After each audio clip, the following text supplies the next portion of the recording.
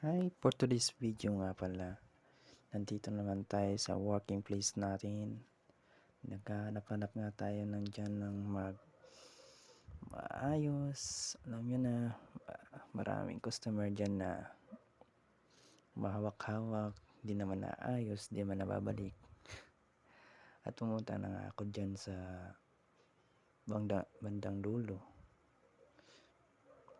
Then, may lumapit sa akin na customer, naghahanap ng regulator. Sinabi ko dyan sa kanya na kung anong klase yung gasol nga ba yung gagamitan niya. And then sabi niya Deroscas naman, edi ayun, binigyan ko siya. Murang-mura lang yun, guys. Hindi pumunta nga dyan ako sa unahan. Nais ko yung